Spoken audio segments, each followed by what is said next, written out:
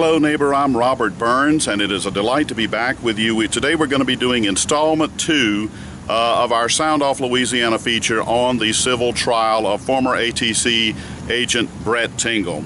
And I named this blog Sound Off Louisiana with the full intent that either myself or hopefully more guests, which is why I originally designed the blog, would be provided an opportunity to sound off about governmental issues of concern to them. Well, let me tell you one thing. If we were permitted to take cameras into the courtroom within the last 2 hours, I can tell you that I would have one more incredible sound off feature of federal judge John DeGravel's sounding off on every attorney in that courtroom. And when I say sounding off, I mean sounding off. He was hot, and he let each attorney in that courtroom know just how hot he was. I have been in courtrooms quite a number of times, and I believe this is about as strong of a losing of a temper as I've seen and witnessed in any courtroom.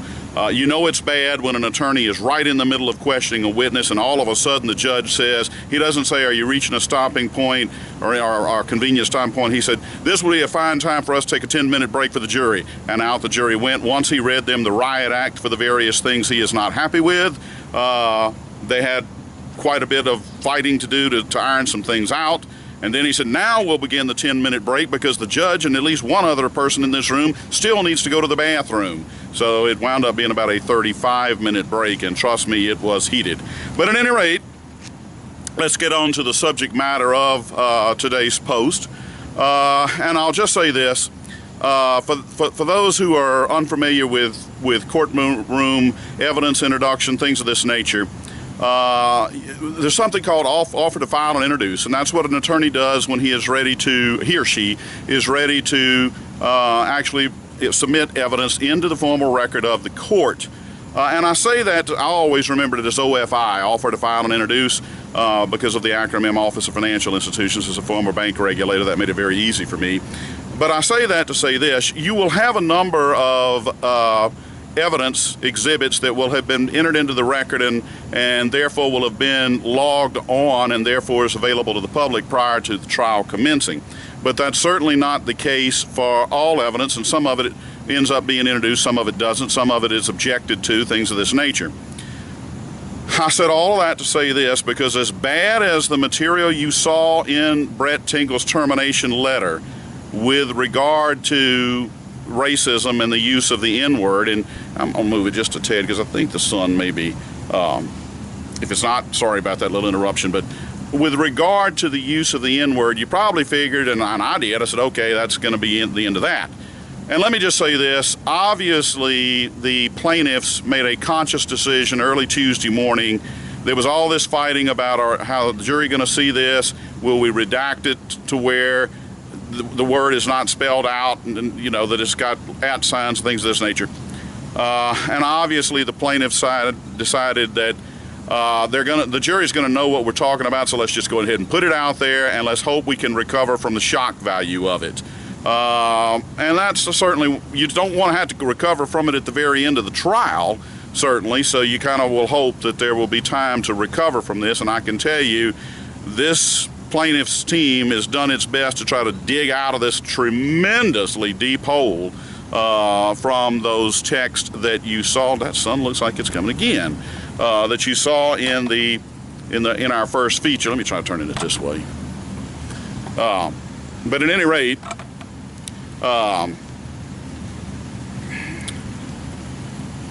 remember I told you not all evidence will have been introduced, so it turns out there was more material on Brett Tingle's cell phone. And we're gonna cover that briefly because I want to move on to a couple of other points and call this thing a wrap for the second installment. And I'll give you some clues as to why the judge is not happy with the attorneys in just a moment. But at any rate, let me just say this: the Alcohol and Tobacco Commission has one set of attorneys, there are two, and then Troy Hebert himself has another attorney, and his name is Edward Conkey. Hope I'm pronouncing it correctly. And let me just say this: Mr. Conkey is a Marine, and the Marine in him comes through, I mean, beyond anything I've ever seen. And when I say that, I mean, I've encountered him in the hallway. He will not look at me. He will not, I mean, he will literally make it clear, I'm not going to acknowledge you, period. I encountered him in the restroom. He was at the urinal. I came up to the other urinal and I just said good morning. He made it a point to be at complete attention, staring the wall, did not turn left, right, and certainly did not open his mouth to acknowledge good morning back to me. That let me know pretty quickly. I don't have to be in the military to get the hint that he doesn't want to be spoken to, and I will certainly oblige in that regard. It could be, I'm going to assume that he's gone into full-blown, hey, I'm on a militaristic mission here and I'm going to accomplish, don't interfere with me, because he had not started his cross-examination of Brett Tingle. Or it could be he just doesn't, let me just say this. On a previous feature, I referenced something that Art Smith said during a break about, well, they're trying to exclude a witness, and if they succeed, it's going to gut our whole case. Well, it wound up being that my actual video, that sound-off feature, was introduced into evidence as part of a motion to try to disqualify Art Smith for having breached attorney-client privilege. Now, that motion failed, but it could be that he said, well, when you're around Robert Burns, keep your mouth shut. He can always come back to haunt you. He may not like me for that, man. I really don't care. I'm just telling you, the man is not going to speak to me for whatever reason. But let's go on the premise that he is on his militaristic mission, because I'm going to be very blunt with you. I've been to an awful lot of trials. I've seen some incredible courtroom performance. I've told you about Mike Fowler's unbelievable performance, and it's to get to see Mike Fowler in action is something I would recommend everybody get an opportunity to do. But I said that to say this: in all of the courtroom encounters that I've had, and I use the militaristic example because I have never, and let me emphasize that word again, I have never seen a witness ripped to shreds in the manner that Brett Tingle was ripped to shreds this morning. Okay, in a boxing match, once it's become so obvious that the one fighter is just pounding the other to the point that the refs will have to say, look, it's over, folks, it's over, it's a knockout. Well, I'm here to tell you, unfortunately, in a courtroom, when one is down on the canvas, there are no such rules, and you can continue to punch and punch and punch and punch and punch. And let me tell you something, this guy, using his own unique militaristic ability, because he starts subtle, well, let's move on into it. Mr. Conkey was left with, and he admitted, Mr. Conkey was a Marine. Mr. Tingle has been a reserve Coast Guard. And so he began by thanking him for his service, but he also let him know that there would obviously be some difficult questions. So he began, I'm going to hit just the high points, but at any rate, some of these other texts on Brett Tingle's phone, and you have to forgive me, I have to look down because I'm fresh from coming from that courthouse. I don't have all this stuff memorized. But many of you will recall after Hurricane Katrina, there was some crime going on in New Orleans. If I recall correctly, I may be wrong on this, but I believe that Brett Tingle's son had a position at Walmart involving theft management, and I believe his son was on vacation in Florida, and they were texting back and forth, and he was saying, hey, we really need you down here, because Walmart's having a lot of theft. And Mr. Tingle saw fit, and I hope I have that family relationship right, who held the theft. I know there was a theft management position at Walmart, and I believe it was his son. But at any rate, here's a quote that Brett Tingle made in regard to that in the aftermath of Katrina and the apparent increase in thefts. Quote, white babies are losing weight while little niglets are eating stolen food. Now, that was one such episode on his phone, and of course the whole courtroom is having to observe this, including the jury.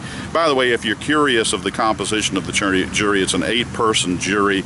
My guess on that I was not there for jury selection, but my guess it would be 6 active jurors and 2 alternates, the composition of which is 5 white males, 1 white female, and 2 African American females. There are no black males on the jury. So there's your jury: 5 white males, 1 white female, and 2 black females. All right. Later on, we have what I guess is meant to be a joke. All of these occurred on state-issued cell phones. Okay. Brett Tingle's wife, Tracy, was also an ATC staffer. I don't recall her position. Mr. Tingle was a special agent in charge, or SAC as they use the acronym over and over, I have heard. But anyway, let's move on to text exchange number 2. Now, this is meant to be a little joke between Brett and his wife, Tracy. Tracy begins off with the question, how does a black woman fight crime? Brett: don't have babies. Tracy: have an abortion. Brett: I was close. Of course, he had to go over all of that, and it's quite humiliating, of course. But he said this was an exchange between he and his wife. Now, I will say this: what led up into this one was him having to explain the prior text from the other day, which was that I hate effing ends. Okay. Now, an old page from Edwin Edwards' book, he tried to lay as much of that off on his wife as he could. Those of you who've been around a long time when Edwin Edwards was being looked into for taking a $10,000 gift from Tung Sung Park, except for hating some rice farmers, he finally ran out of excuses, and so he said, well, that was my wife that did it.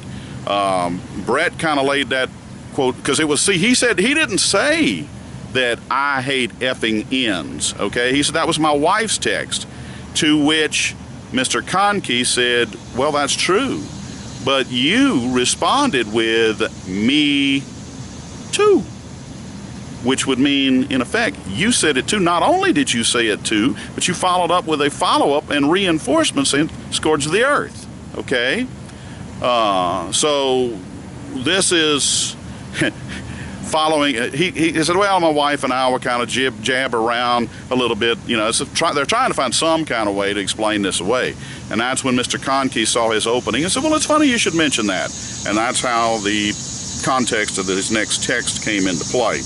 Now,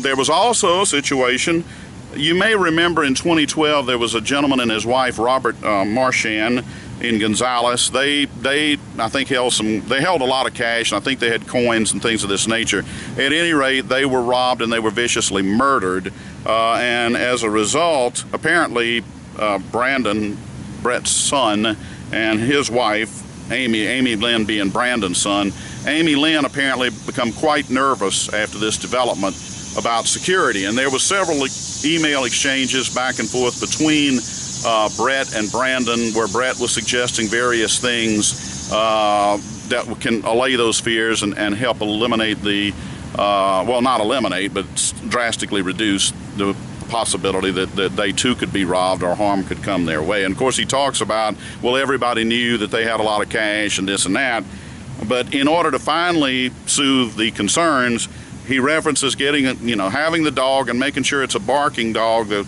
bark, a bark to alert anything that's coming above, and then he makes this ending text. I didn't put all the other text because here's the relevant one. Quote, ends are definitely afraid of dogs. Okay?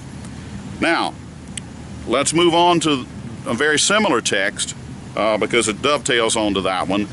Brett has a friend named Steve Smith who was out in California, and apparently pertaining to the same development, once there was an arrest made, Mr. Tingle texted to Mr. Smith, quote, they just arrested 5 ends for killing Marchand.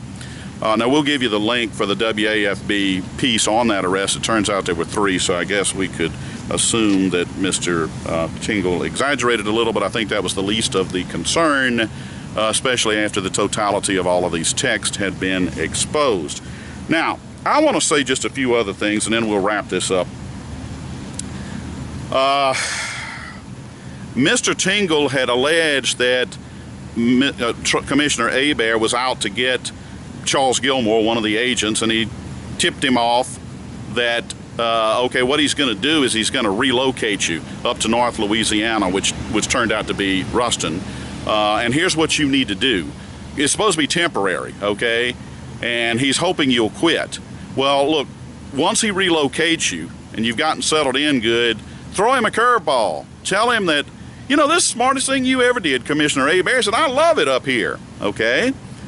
And Mr. Gilmore, about 2 weeks later, he got notified, okay, you're being transferred up to Ruston. And I might add, Mr. Gilmore, well, let's just say this. Mr. Gilmore was not pleased that he was only given 2 weeks' notice. However, defense counsel made it apparent, and I believe the name was Guitro, maybe Chris Guitro, something like that, was a white male, and he was only given 2 days, okay? Yet Mr. Gilmore says, look, and I'm going to tell you what a few things that Gilmore said, because in my opinion, Gilmore, who was a direct witness, did not come across very well, at least in my opinion, for that jury to see. He came across as arrogant, condescending, and extremely angry. And even though it was pointed out to Mr. Gilmore that, hey, we had a white agent that only got 2 days notice, he said, man, I'm going to tell you something. I don't have time to sit up here and explain to this jury every way that Troy Hebert discriminated against. He had it in for me. I know that from Mr. Tingle, okay? And he said, and I quote, Troy Hebert is the most racist individual I have ever met in my life, all right? And yet it was testified to that no one, Brett Tingle has never talked with anyone who has ever heard Troy Hebert utter the N-word, and yet we know that Brett Tingle has uttered it on numerous occasions. Back to my point, though, he told him that, oh, and I want to say one other thing. Look, I was a 4-year government employee, federal government that is, with the FDIC, and I'm just going to tell you right now, if a manager went to try to fire someone, it is possible to do. I'm told now it's a lot easier, but back then it was possible to do. But it was about a 2.5 or 3 year process, because you had to go through all these appeals and everything. And nobody, bottom line is, nobody was going to bother with it, okay, because it was just too long, too involved. And so at the FDIC, it was understood, okay, when you signed, you know, coming on to the FDIC, you knew you were subject to involuntary transfer at any time, because we're there to meet the demands of regulating banks. It might be a temporary 2 months, might be a year, you know, or you could be permanently relocated. And I'm telling you something, that was the case whether you were black or white. And it was common knowledge that if they had somebody that they wanted to try to get rid of, they would involuntarily transfer them in the hope that they would quit. And it did not matter whether you were white or black. It was the process that was utilized, and we all knew it. I knew it, okay? So this business of, you know, oh, well, we're going to transfer him as a means to get rid of him, and it being done, I think they said that this Guitro gentleman was transferred to Lake Charles, okay? My point is that, you know, especially if it's considered a benefit to the ATC, Mr. Gilmore was taken up there presumably because of his advanced knowledge, at least that's what was said. So at any rate, so Mr. Gilmore gets up there. He's very upset, all right, but he's going to follow Tingle's guidance. Tingle's guidance. Drew a blank on the last name there for a second. And so a little while goes by. You know, he's in this temporary situation where the expenses are being covered. And he tells Mr. Hebert, you know, Commissioner, this is the smartest thing you ever did. I love it up here. Well, Troy Hebert decided that, well, okay, I'm a little surprised, but I will accommodate. I mean, I want to keep employees happy. So he said, well, okay, very well. We'll just go ahead and make the transfer permanent. Well, he's basically fulfilling the desire of the employee. I mean, he said, I'm thrilled to death up here, okay? And Mr. Conkey asked Brett Tingle, who's responsible? Who is responsible for that transfer taking place? You are the one who told him to tell Commissioner Hebert that you were delighted up there. So Commissioner Hebert facilitates an employee's desire. You know, if I'm thrilled to death somewhere, you would think that's where I want to be, okay? Now, that's just one more example. I mean, I wish I could cover everything, but I'm going to try to keep this video somewhat brief. But at any rate, God, this is incredible. Mr. Tingle also reported Commissioner Hebert both to the Inspector General and to the FBI for what he believed to be criminal acts. And with regard to the OIG, what he was saying is that, and I believe I wrote the employee's name down. I got took some notes pretty fast, but the guy's name was Roberts or something like that. At any rate, he was saying that, hey, he's going after him in violating this Family and Medical Leave Act, okay? He shouldn't be doing that, you know? He shouldn't not be going after this guy. Well, Hebert, he sends Hebert. 3 days later, he sends him this memorandum, and it says opinion on potential abuse and fraud on the Family and Medical Leave Act. And he tells Hebert that, look, all right, I've had 2 witnesses that have said there's absolutely nothing wrong with his back, and that he's just going on this Family and Medical Leave Act while he looks for another job, and he's running all over running all over everywhere. He has told these 2 employees he's not the least bit ill sick or anything of that nature, okay? Well, that sure sounds like fraud. All right, now, I want you to bear in mind he's told the Inspector General that, hey, Mr. Hebert is looking like illegally going after this employee abusing the Family and Medical Leave Act. He sends a few days later this memorandum to Hebert saying that, whoa, looks like we got a real problem with this guy here. You know, I've already got 2 witnesses that he has told he has no back problem whatsoever, and he's just taking this leave while he's out looking for another job. Now, there's something called the Brady Act, and whenever in law enforcement you uncover something that will exonerate a client, a suspect, you are duty bound to turn that over, okay? So Mr. Conkey posed the question of Mr. Tingle, okay, did you provide the OIG with any kind of follow-up to say, look, it looks like Mr. Hebert may have good grounds for doing this. I mean, I did this report, and there's 2 witnesses that says this man's there's nothing wrong with his back. He's told 2 employees, the hell with it, I'm using Family and Medical Leave Act, go out there and look for another job. Of course, Mr. Tingle conveniently apparently didn't see fit to do that, okay? With regard to the FBI, he was asked what he told the FBI, and he paused and looked at the judge like, well, am I allowed? And of course, the judge didn't say a thing, and so Tingle went on to this It was about a 6-minute dissertation, basically. In fact, at one point, Conkey said, should I sit down? And Tingle said, you can do it whatever you want. He let him go on. It all had to do with beliefs about the Bulldog Bar and Chris Young and lobbyists and Hebert inserting himself and it not being remotely like it was under Painter, that the lobbyists shouldn't be involved in all this. Well, I would imagine the FBI would have the capability to sort all that out. By the way, the Inspector General's office wound up closing the file. There's so many things, you can't keep them all straight. But at any rate, so you would figure that maybe nothing's coming of that. I'm going to say this.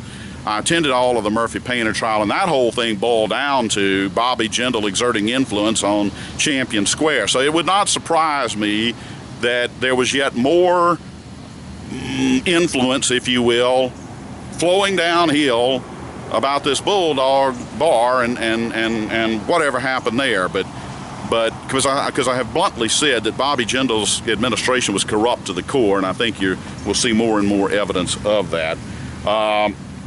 Y'all forgive me, I'm going to have to take a quick look at the notes. I need to cover this.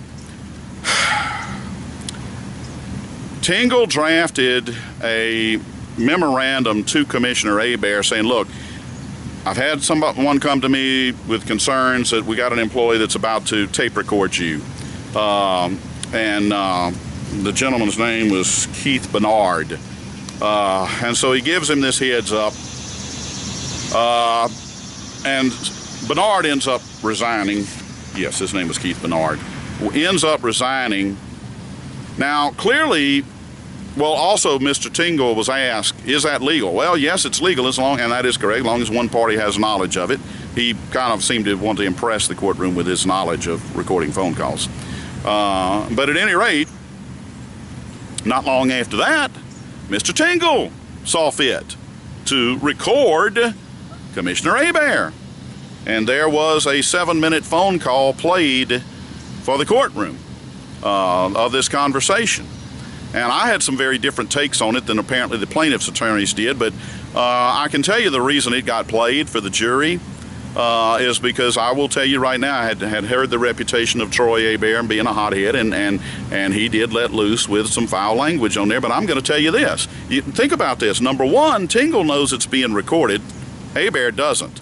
Number two, Tingle, when you got a little smoldering flame of a fire that's gone out, if you throw gasoline on it, it's going to erupt, okay? Tingle baited him. Here was what happened in the crux of that phone call. Hebert had asked him, do you know what the reaction is to the press release yesterday? Now, the press release dealt with these GPS trackers that I briefly mentioned in the first video being placed on these agencies' vehicles. And so Tingle said, well, I'll be blunt with you. My phone's been ringing off the hook since 6 o'clock this morning. And basically they're saying, what kind of a effing operation are you running over there? An agency does not air its dirty laundry like this. We're going to be spied on from within now.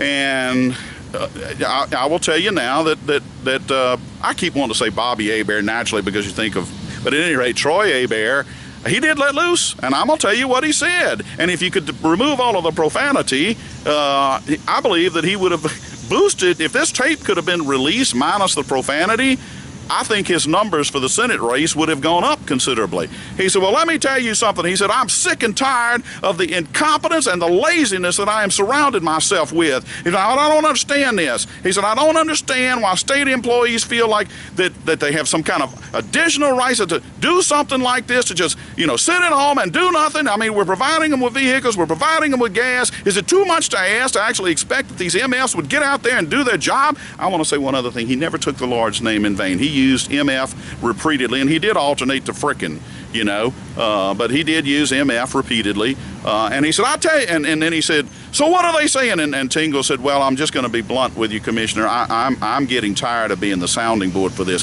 He said, well, I tell you what, you ain't going to have to be the sounding board. You go ahead and pass the MFs on through to me, okay? Put me on 3 ways. So you ain't got to worry about being a sounding board. I'll deal with them.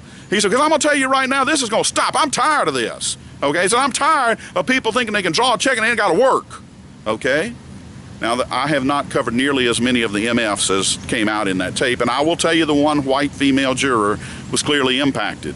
I looked over at the jury to see their reaction as this recording was being played, and I can tell you the white female, this resonated about, she wasn't happy about the profanity. But okay, well, if she's not happy with that, I can hardly envision she's going to be happy with much of this.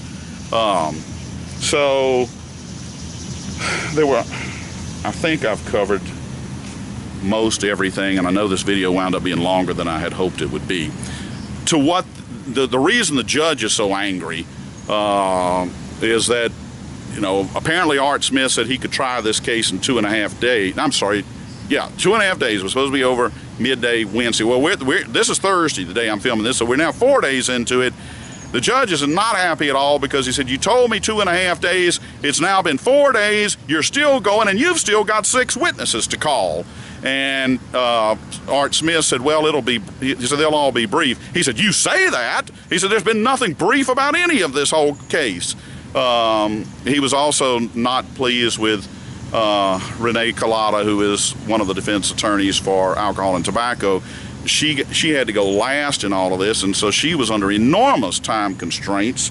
The whole goal is, Judge DeGravels has a temporary restraining order that he's already committed to hear on Tuesday of next week, and he made it clear this trial will have concluded by then. He said, I'm not going to have them reschedule this TRO, but he is not happy at all with the slow progress of this trial.